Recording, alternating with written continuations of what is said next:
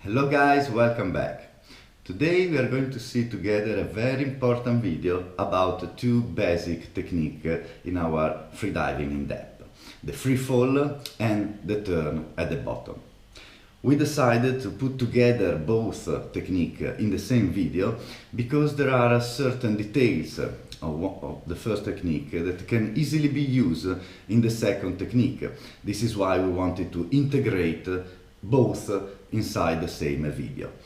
I remind everybody that those details we are going to see together are perfectly working in all different disciplines. So we can use the same technique without any change in free immersion, constant weight and constant no fins. Remember that. Now let's have a look to certain important detail.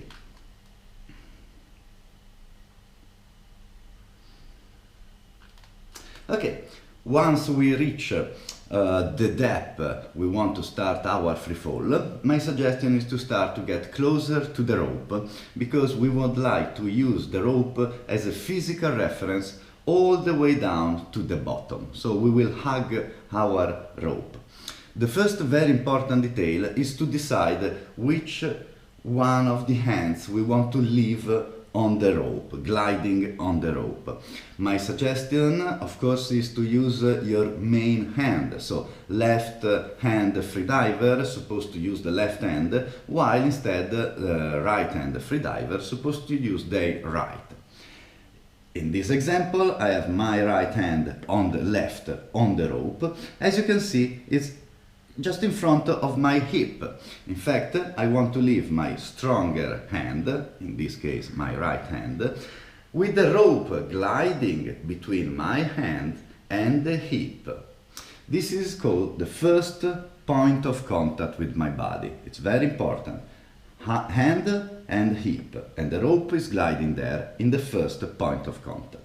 The second point of contact with the rope, that guarantee us to be vertical and streamline, is the shoulder, close to the shoulder. Okay? It's very important to keep the rope slightly gliding on our body to guarantee us that we are going vertical and we are streamline and not diagonal. We would like to keep and maintain this position all the way down to the bottom.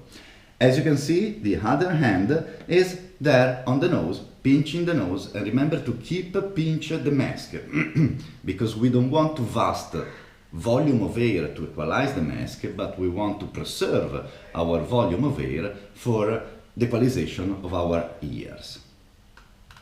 So we want to keep this position all the way down.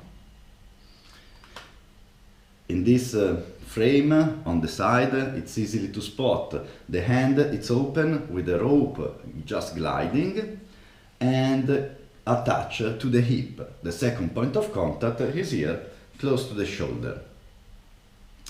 Once we get closer to the bottom, we want to land and we want to start grabbing the rope to slow down and stop our descent, and simultaneously we remove the hand from our face and we extend it to touch the bottom plate. This is very important because in an official event we have the tag to grab it. During our normal training we do not have any tag, but if we have the watch, the computer gauge, the depth gauge on our hand, while we extend, the pressure gauge will show us the real maximum depth of our dive. So remember, grabbing the rope to stand, to stop, and extend, touching the bottom plate.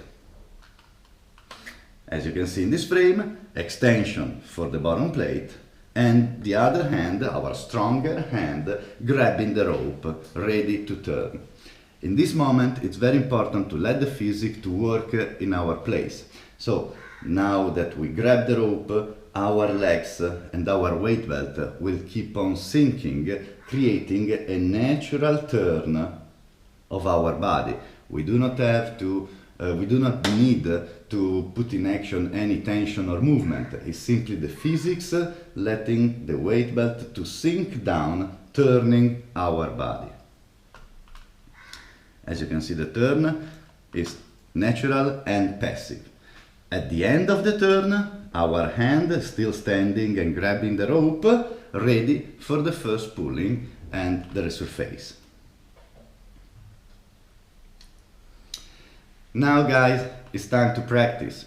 So jump in the water, try to get filmed by your instructor or by your dive buddy so that after the training you can review the images and put in action all the little corrections that will create a better freediver. I wish you all a lot of fun and very good training.